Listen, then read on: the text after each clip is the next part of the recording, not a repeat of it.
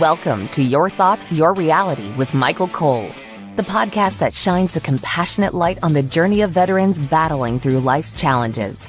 Michael is a dual elite certified neuroencoding specialist in coaching and keynote training presentations, dedicated to guiding military veterans as they navigate the intricate pathways of post-deployment life. Join him as we delve into the profound realm of neuroencoding science, empowering these brave individuals to conquer universal battles, procrastination, self-doubt, fear, and more. Together, let's uncover the strength within you to re-engage with families and society, forging a new path forward.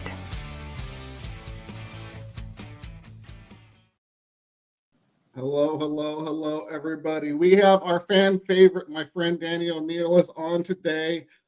Danny is a U.S. Army veteran who served with distinction and now advocates for veterans' mental health. He's a founder of multiple nonprofits that empower veterans through service, connection, and purpose. He's a motivational speaker. I mean, this guy goes and talks to kids and schools. It's fantastic. He's a powerful voice with trauma recovery, resilience, and post-service identity. PTSD survivor as well, and thriver, may I just add. Openly sharing his journey through therapy, darkness, and healing. And of course, he's a big person in the community with his Warfighter Overwatch. And of course, he has a kinetic ink tattoo and kinetic ink threads, and with wife Fawn, Mother Trucker hats. Is that right? That's right, Mother Trucker hat bar, yeah. It's fantastic, man. So if we can, really quick, tech issue fixed. Tell us a little more about yourself that maybe people don't know. I know you've been on here multiple times, of course, but share a little bit more about yourself. Yeah, first off, thanks for having me back on. Appreciate you. We love you, Mike, and it's good to see you again. So I was born and raised right here in Northern California. I was born in Stockton. I graduated high school at Grant High School in Sacramento. I grew up in some rough areas. I had some significant adversity and trauma as a kid, and then on 9/11, I signed up for the Army to be a artilleryman, a fire support specialist. Essentially, what I do is go with the infantry and call for bombs when we get in a gunfight. The acronym for our name, we have a lot of different names, but Fire Support Team, so they call us Fisters, which is my favorite thing to tell people. It's hilarious, gets very funny reactions, but it's a strenuous job, and it costs me a lot of my friends. So I have trauma from that, and I struggle trying to build a life back here in the aftermath of the chaos of war. And I think I've done a fairly good job now. So I like to share my experiences with other people. Yeah, I think your story, I'm just going to say it needs to be a movie at some point. I mean, truly, Danny, I mean, you are one of those inspirational stories, and that's why I love having you on here, because you'll share the darkness, but you also share the light. That's right. And I think that's inspirational. Ooh, it's got chills, man, God bumps. That I think it's so inspirational for our veterans and first responders and their families to know, hey, you know what? Yeah, I can be in the shit. I can be dealing with, as you say, the PTSDs or whatever the case may be, and come out and live. That's right. And thrive. And that's really what we're going to talk about, that resilience. Again, we're going to go from the dark to the light like we always try to do on the show, because that's what we need to show our veterans and first responders, et cetera. So with that said, I mean, can you take us back to the first moment you realized you were no longer at war, but still fighting really the battles inside the mind? Because that's what you really hear about, right? It's, I'm back. And a lot of times you don't even know I'm going to say most of the time from my work with veterans, you think you're okay when you first get out, even with all the stuff you went through. And guys, Danny's been through, he's lost people at war and a lot after because of the mind battle. So tell us kind of that, when you realized that difference, hey, shit, something's going on. So I think even at war, we joked about it because we had been through so much. Right. We joked about he has the PTSDs, which is where you just heard Mike say that's because we joked about it. We thought it was our morbid sense of humor, but we were terrified of what was happening to us. Right. We were changing, and I think it felt scary. It was foreign to us. And so I'll tell you, the first moment that I realized something was a little different and I was in survival mode, I didn't know necessarily that's what it was, but I realized it was different, was when I got off the plane back at Fort Hood, Texas. I was in 4th Infantry Division, just finished a year-long deployment where we had lost 9 guys. Now I'm back up 1 week from getting off that plane, or just 4 days essentially from travel. The day we left, November 26th, we lost 2 guys. Captain Hamill was the company commander, and Captain Frazier was the executive officer of Echo Company. They were our engineers, and they were killed hours before we got on a flight. So now all the morale, all the good feelings of I'm gonna go home and have a beer and a steak and, you know, see my family, that evaporated immediately when that happened. We left devastated. And when I got off that plane, I had to give up my M4, my weapon that has kept me alive for the last year through hell. Yeah. And to be honest with you, even now thinking about that, it was very hard because that felt like my lifeline. And so the good news for me, I suppose, was that the person that I handed that weapon to when I surrendered it or gave it up to go back in the arms room back here in the States was my soldier. His name's Niewiadowski. I called him Niewiadomski for 6 months before someone finally told me we just called him Ski most of the time, or Alphabet. It's too many letters. I give up. Too long, didn't read. But Ski had gotten hit in the neck one night, and he has a scar from his ear down to his collarbone. And he came back early. He's lucky he's alive. It hit his artery, and he's lucky he's alive. But he was the armor when I got home. They had picked him to first off go notify families when their service member was injured or killed. He had to go do those notifications, which was it's a moment to grow up. Unfortunately, it's something you don't want to do, but there's a lot of at least honor. You're going to be the person who's there telling, you know, this family the most devastating news of their life. But he was also our armor because we knew so much about weapons and things like that. So I gave it to him, and I at least felt comfortable that I was giving it to my brother and that he would take care of her, you know. But I also felt naked the moment I gave it to him and left. I felt naked, so I had a lot of guns. I immediately started buying guns and ammo. I felt vulnerable, and I didn't like that. Right, and that totally makes sense. I mean, you that was a part of you. That was your lifeline. Yep. So that absolutely makes sense. So, you know, when you got home, and guys, you know, I always talk about it. There's, you know, for veterans, there's a, in a sense, generally some kind of a, like he was saying, I'm going to call it a honeymoon period, a celebration period, where you go home and you go have that beer and that steak, and you're, you know, you're seeing the family and all that stuff before really kind of reality sets in, right? Yeah. You went through that as well, I assume. I mean, I've Yeah. never heard of somebody not, to be honest. So my family wasn't there when I got home, and my life was, you know, there was several thousand miles away. My family, you know, was fairly poor. My dad's a Vietnam vet. He didn't like flying on planes, so Dad didn't really get on planes. And so, well, I'll tell you, it wasn't just a beer and a steak. I didn't go get beer. I went and got the biggest. There's 2 bottles of one of whiskey and one of vodka that one of the other guys had requested. And I was a sergeant, so I had a house off the base, and we went to my house and we drank it all that night. And I remember sitting there, I couldn't even, it was the only way I was trying to go to sleep, and that wasn't happening. So just drink more and drink more. And we were kind of celebrating being home, but also mourning the death of 2 guys who had just been killed. Instead of getting their hero home, their family got a knock at the door saying they're never coming home. And that was just like, it seemed really heavy. And I'll admit, you know, I've done a lot of training to make sure that I have broad shoulders and carry not only my own weight, but when other people need it. As a leader, it's my job to help them carry their load. And so this was really hard for me it just felt overwhelming. But the honeymoon phase, it didn't last very long. Yeah, and for you is different. So, and I now that you start talking about that, I didn't say that right. For other soldiers, I'm talking about. There's generally a honeymoon phase. Your honeymoon phase got ruined, my friend. It did. Well, it did. But the truth is, we saw it everywhere, right? So you go to the clubs with your friends afterwards, because that is that part, right? When I go hang out, I'm going to enjoy these freedoms I just fought for.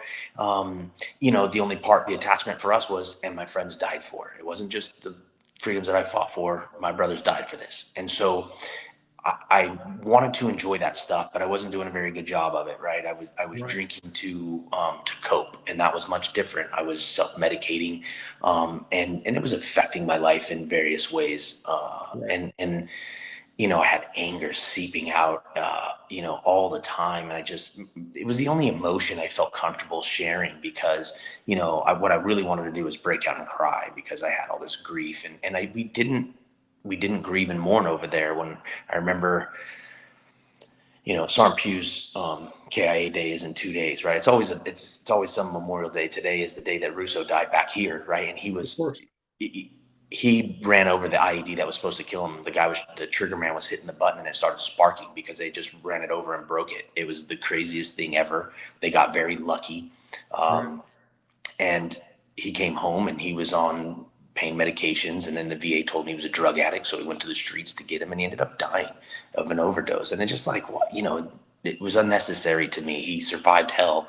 And now here he is dying back here. So for me, like the suicides that started, the things that were happening back here fairly quickly, it first off, that made me feel like we were being that stigma that people talk about with vets, right? The anger, the alcohol, the violence, the addictions that coincide with, little to no coping skills. It's just the military did a very bad job of helping us return home, unfortunately.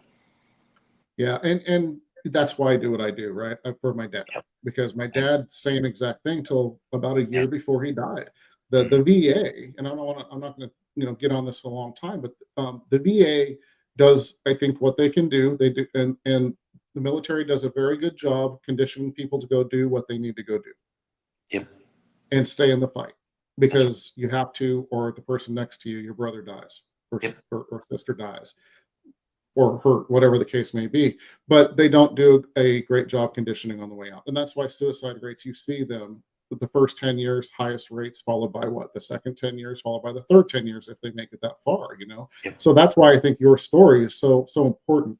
And that's why I really focus on that transition period. Yeah. When you have a plan, when you have support system, whether that be family or your buddies from the military or whatever the case may be. And there's multiple things. I'm not going to get into it. It changes the game. 100%. But the military doesn't set you up for that. And it's better than it was. I'll say that. It's better than it was, but we got a long way to go. It is. And I have way better care than my dad and the Vietnam generation got, right? Nobody spit on me when I came home. Nobody called me a baby killer or called me, horrible names. They had a parade for us and we had a good time, right? It was good. There was pride for my service. And unfortunately, my dad's generation didn't get that. But what I will say is, I walked into my dad getting ready to commit suicide. And I'm lucky he's still alive, right? His dad, my grandfather, was a World War II vet. He did commit suicide when my dad got sent to Vietnam. And not just that, but moving forward, for me, I never thought mental health was going to be an issue. I just thought that I was resilient. I was tough. Now, I'll say this. In my early childhood, my mom was a drug addict and my dad had PTSD from Vietnam and his childhood as well. So when being raised in a split family and trauma on both sides, unfortunately, I lived with my mom in my early childhood and I saw a lot of bad things and experienced a lot of bad things. So there's this study, it's called the Adverse Childhood Experience Study, ACEs test. And it was developed by this smart lady over from Berkeley. And I took it one day when I was in college, getting my degree in social work so I could help guys in the aftermath, right? And I got a 10 out of 10 on this thing. And it was rough realizing I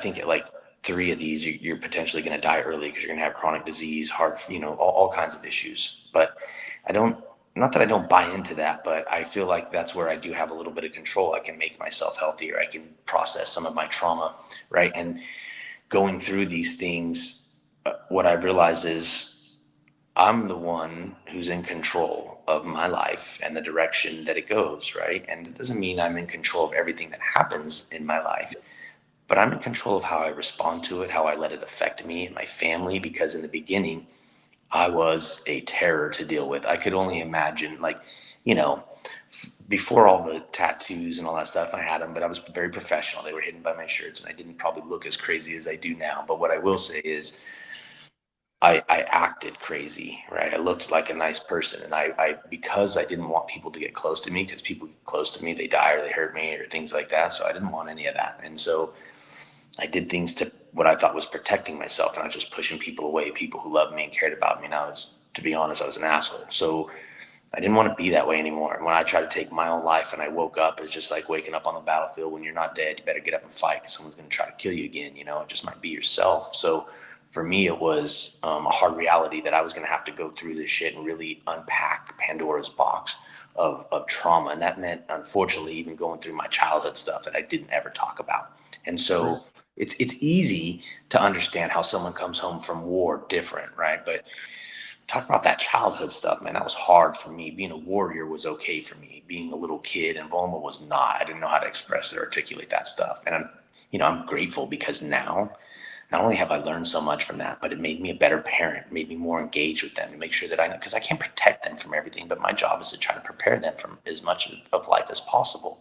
And so far, I think we're doing a pretty good job. My life is much better than it was when I was in that dark spot, ready to take my own life. When my dad was ready to take his own life, when my grandfather was ready to take his own life. And I have family members who have fought in every war since the very beginning, from the Revolutionary War. And it wasn't tradition. It wasn't like I was supposed to go do this. My dad was angry when I did it, because he knew what that meant for my mental health. But the truth is that if I hadn't gone through that stuff, I wouldn't be who I am today. And I'm grateful for that. I do a lot of things to find gratitude, and now I see it more because I pay attention to that stuff. Yeah. I love that you just said that. And why do you keep giving me chills, dude? It's good stuff. That's why, because it matters. And it connects. You know what I mean? So many people don't realize, and it's the definitions that you give the experiences. And let's go even with trauma. Okay, I care if it was from a child. I mean, let's call it what it is. Most people have trauma somewhere in their life. Yep. And it's the definition that you give it that changes it from being trauma to being, in a sense, something to learn from, or a gift. And a gift, sometimes people have a hard time swallowing it until they process it and realize it years later. Yep. Man, if I didn't go through the crap that I went through as a kid, as a teenager, in my 20s, I mean, let's call it what it is. When you look back and you change the belief system and change we have a table, we have legs on the table. With this, it's nice and stable with your belief system. And when you start changing those legs of being a victim, or being this or being that, or this was horrible and I'm a victim, to, hey, I learned something from it. It's actually something that I can help people with, and exactly what you do and have done in your life. When you can switch that around, the trauma is redefined and it's not trauma anymore. Until then, what happens is it keeps spinning in your brain. I'm not going to get all scientific here. I'll make this quick, but it keeps spinning in your brain. The trauma generally happens once. Now, there are cases, obviously, where there's multiple traumas, but the one that you're focusing on generally happens once. It's you hanging on to it and not redefining it, and it spins around and gets bigger and bigger and bigger, and that's when the problem becomes a bigger problem. Kill the monster when it's small. That's exactly right. Like if specifically when I talk, like you mentioned earlier, that I go talk to kids, because I want them to understand that sometimes life is unfair and it hands you these really crappy sandwiches that you don't want to eat, right? But we can't avoid those things. And a lot of times that's our response, is avoidance, right? Or running from these problems. And that's why I love the analogy when people talk about buffalo versus cows, right? There's it's kind of this crazy experience. When a storm comes, cows run from it and they continue running, and they're tired and they continue running, but the clouds just keep coming in. But the buffalo, on the other hand, turns and faces the clouds and runs through the storm. Yeah, they get soaking wet and their hair gets matty and they freaking probably stink from being wet and beastly animals. But they get through the storm so much faster because they move into it head first and don't run from it, where it continues to chase them and follow them around like this proverbial rain cloud. Except in this case, it's real. When they run through it and they get to the other side, well, guess what? There's light. There's sunshine. There's a time after the storm, and life is going to bring storms, but it also has plenty of sunny days. And, unless you live in the Pacific Northwest, I happen to live in a place where there's mostly sunny days. And when I remember that, my perspective is gratitude. It's that I have to put hard things in my life now to remain resilient, to remind myself of that warrior spirit that we all have inside of us, right? Like last year, I took 15 guys up Half Dome, and well, 13. Two of them got to the cables and said, "I love you, Danny. I'm not going up that way anymore." And I get it. It can be a scary, daunting task.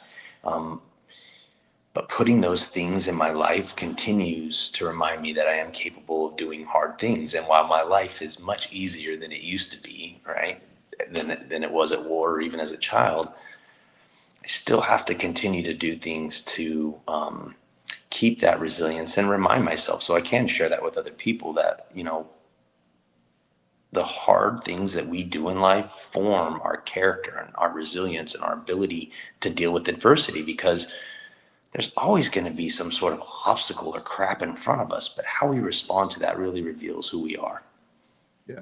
I love so many different nuggets you just dropped in that. That was absolutely fantastic. So if you were to go back, and then we're this is just part of where I want to go into, again, the light of it, right? You already started us here with, we're going to move into resilience now, which is really important. If you were to go back to your, I'm going to say 7-year-old self, because that's about when we stop believing everything we're told, and all of the, you can't, blah, blah, blah, all the crap starts filtering in to start changing our belief systems. If you were to go back to say 6 or 7 years old, what would you tell yourself now? I didn't mean to go real deep on you, man. I'm sorry. No, it's for me, it's pretty simple, and I've mentioned this before, but it's stay the course. Like, you don't realize where you're being led to, right? And because we want to be, like I said, the only thing I have control over is my life. But sometimes life presents these opportunities or these different pathways, and we take them. Now, sometimes we realize going down that path, it's not the right way, and we need to self-correct, and get back on track. But, you know, in the military, as a fister, I'm an expert in land navigation and map reading as well, because I use those maps to call for bombs, right? Grid squares and all that sort of thing, to give coordinates. I help my infantry brothers navigate life after the military. I help my military brothers navigate life after the military. I wasn't a navigator before, Right. but now, not only am I a navigator, but I'm an expert in this stuff, right? And the government would tell you the same thing. I'm really good at this, and spend a lot of time learning how to do it, and walking out in the woods and learning that your pace count changes when you're walking uphill versus downhill or flat terrain.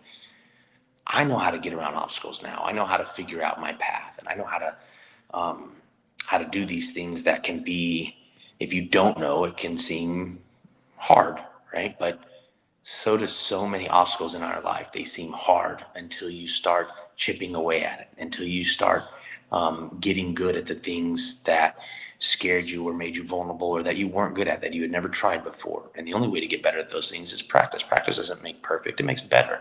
And we want to practice those things, whether it's self-care, because that's community care, whether it's you know, an act of random act of kindness. It's not random, it's intentional. So do those things. Yeah, I love that. And everybody remember one thing. Like Danny said, practice, doesn't make perfect, it just makes better, right? That's right. Repetition is the mother of all skill, right? Mm-hmm. Build the muscle with these things that you say, oh, that sucks and I don't want to do it. That's right. And here's the thing I'm going to say, I can't help it. I'm a neuroencoder. I have to drop it. Celebrate it. Pat yourself on the back, shake your butt, smile. It releases all the good hormones, and your brain says, oh, I want more of that. And it's easier and easier and easier when you celebrate the little things. Listen, when you were 1 year old, okay, I don't know age on this, but when you were little, you couldn't tie your shoes well. You couldn't tie them at all. But guess what? Your parents kept saying, good job, good job. Not, oh, you suck, what are you doing? They celebrated you, and you kept moving forward and made it something that was important to you until you did do it. Now, can you still tie your shoes better? Absolutely. Right? But just celebrate the little things. Be grateful for the little things, like you said earlier. Well, so, and we call it crawl, walk, run. This is how we learn to do things as a child. We crawl, then we walk, then we run. Now there are a few people who walk first. They literally don't crawl. They get up and walk. But let me tell you a little secret. That's how we do every single thing. First we crawl through it, then we walk through it, and then we can run, right? But we have to do it in that order because, the way they taught me how to be an expert in land navigation was I'll tell you right now, I took for granted how often I got to fly around in a helicopter. So me and the boys, we load up in one of the choppers and they go drop us off somewhere. And then we got to go walk. And I would joke with the pilots, "Hey sir, you mind dropping us off a lot closer? We got 12 clicks to walk, And he's just like, "Nah, no way." So they dropped us off and then I got to navigate with my map and compass and get me to where I'm going. And not just me, but my crew. We have a very important job to do when we get there.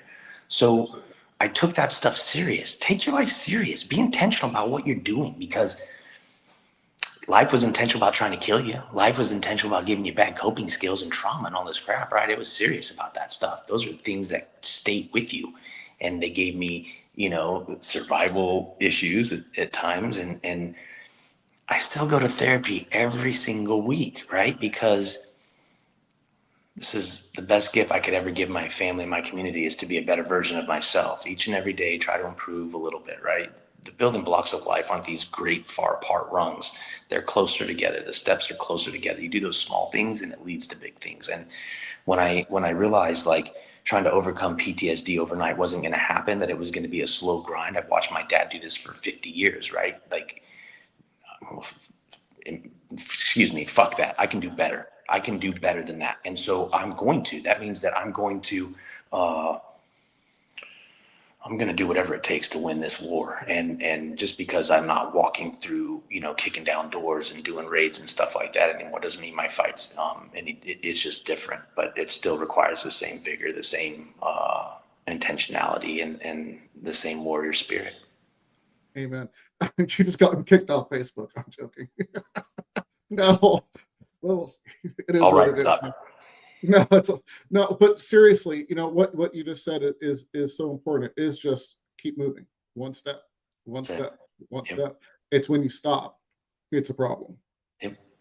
Human beings are meant to progress and move forward.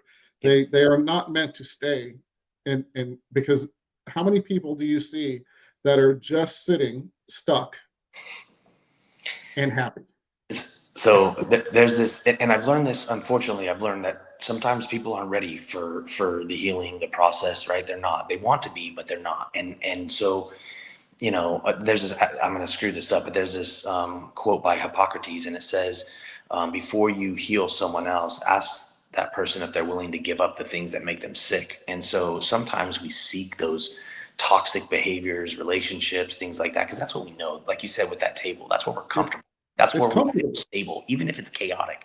I lived a chaotic life as a kid that made me great at war, made me crappy at coming home. And so the things that I had to learn, it was all that stuff was internal. Happiness is an inside job. If I wanted to be happy, it was going to be, it required some stuff from me, right? Exactly. So like your wife just said, the devil, we get comfortable with that stuff versus the devil you don't. And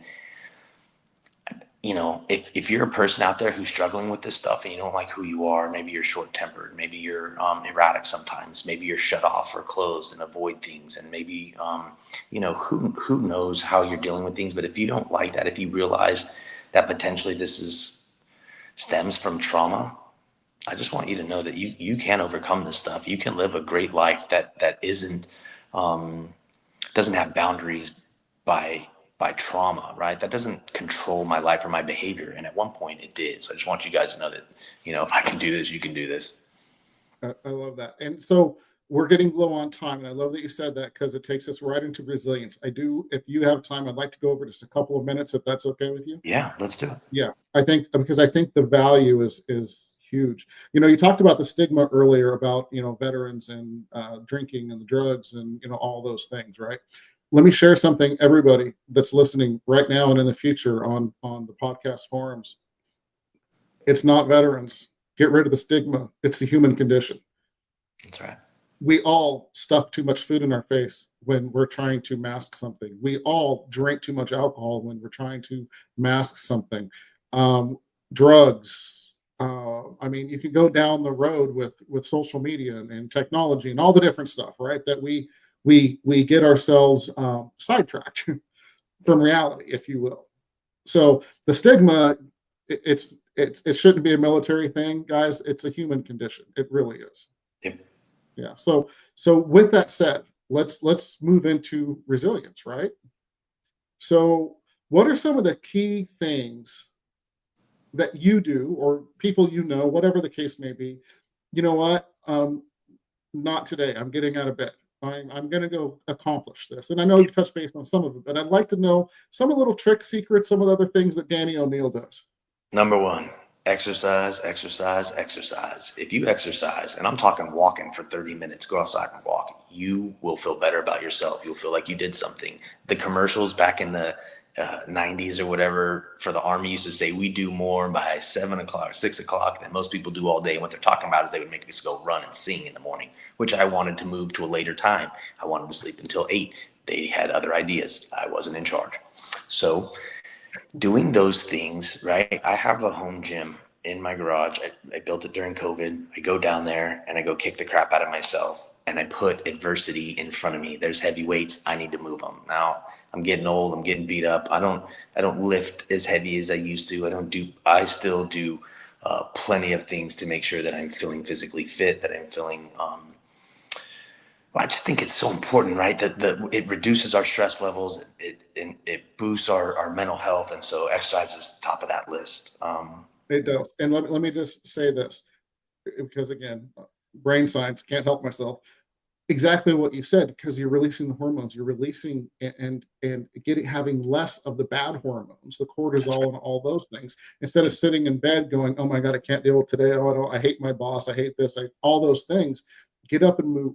Just walking changes the game. And this is something my clients, it's one of the first things I teach my clients. Get out and move. Get out in nature if you can. Put your feet in some dirt and some grass if you can. But just if you can just do that, like Danny said, it changes the game. And I know, Danny, you say that you don't work hard, or you're not working out as hard as you used to. I've seen the videos, dude. You're always sweating, so don't give me that crap. Well, I work out hard. I just don't lift as much as I used to. My body says that's probably not. I have to have shoulder surgery, right? But this is me taking care of myself. Before, I would have just continued to ignore it. And I went to the VA and I said, hey, man, something's wrong with my shoulder. And they essentially kind of ignored me. And it was persistent. So I went back like 2.5 months later and they said, all right, we'll send you for an MRI. Well, why didn't you do that when I asked the first time? But they took the MRI and they said, you got a torn labrum and partially torn rotator cuff. And I'm like, all right, well, maybe we can do it in the winter. I need to golf more. I got a few things I'm trying to do. You know, I'm still that guy, but I am going to take care of myself, because that part is important. We always take care of other people and rarely take care of ourselves. And you're number one on this list. When you're on the plane, they tell you to put your mask on before you help someone else. It applies in all facets. I love that you said that. I was going to say it. So bless you, sir. So I literally was thinking, man, how's he going to golf? Yeah, I don't know. You'll figure it out. I will. You'll just work harder to come back from the surgery. That's what you'll do. That's exactly what's going to happen. I'm already thinking about it. I already got the bands in there. I'm ready to go. And that's the resilience. Anything else you want to mention about resilience before we jump off? Yeah, absolutely. You need to have a support system, right? The people around you need to, first off, you need to have people that hold you accountable. When they see you're sucking or having struggles or whatever, they need to know you well enough. You need to have relationships that are intimate enough for people to call you on your crap and make sure that you're doing the right thing, which is taking care of yourself. And so that is part of our resilience, is having a support system that when I'm unable to carry my full load, I can give a little bit to someone else. I can count on these people, and it doesn't have to be a big circle, right? Quality over quantity. Yeah, absolutely love it. I think that is super important. And the last thing I just want to add on resilience is literally, you can do it. Know you can do it. Because if you just take that one extra step, doesn't have to be a big step, but just one more step, you get closer to where you want to be. Yeah, and resilience doesn't happen 2 millimeter when it goes your way. That is very true.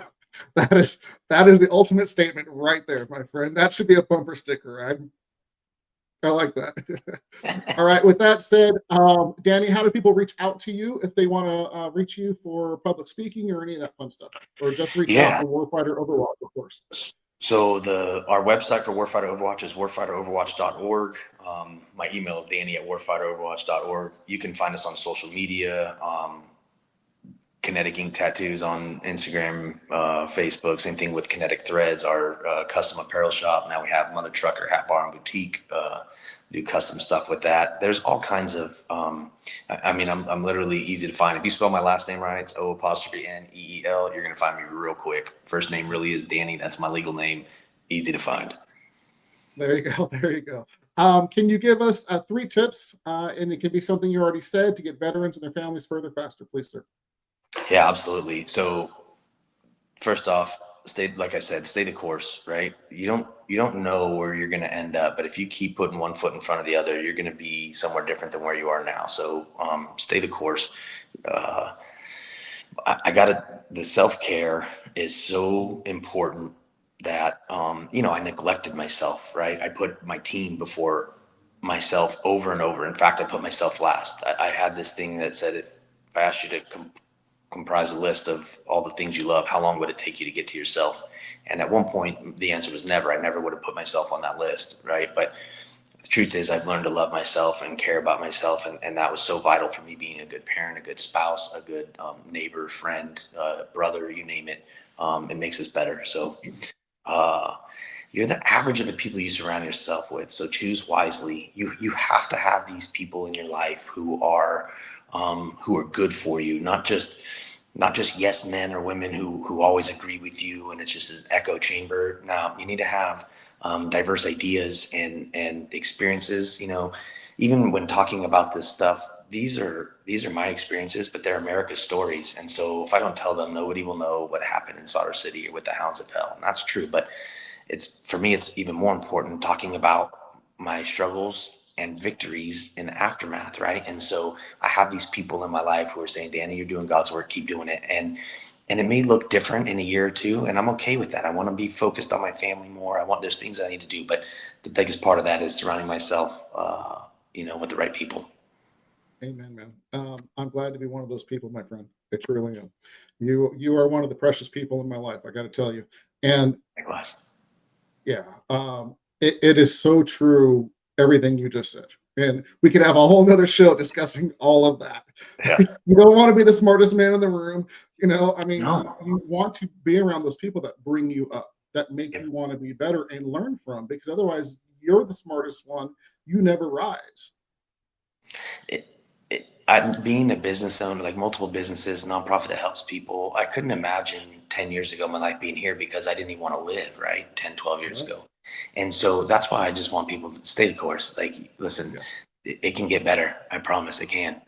Yeah, absolutely. Take that step, because how often can you look back and go, 5 years ago, if I wouldn't have done that, I wouldn't have helped these people, or I wouldn't be here, right? I mean, I could go through, I'm 53, man. I could go through like all of these different places and just be like, man, and everything has brought me to where I am now. Thank God. Right. Yeah. Thank you, God. Yeah. With that said, man, we are so far over. So Danny O'Neill, my dear friend, time, the most precious resource we have as human beings. We do not get it back. Thank you for being here. Thank you for spending the extra time. And thank you for just being you, man, and just sharing your story, because people need to hear it. And I want to be involved in the movie. You got it. Appreciate you, brother. All right, man. And on that note, everybody, we're out of here. Thank you for joining us on another insightful journey of Your Thoughts, Your Reality podcast with your host, Michael Cole. We hope the conversation sparked some thoughts that resonate with you. To dive deeper into empowering your thoughts and enhancing your reality, visit empowerperformancestrategies.com. Remember, your thoughts shape your reality, so make them count. Until next time, stay inspired and keep creating the reality you desire. Catch you on the next episode.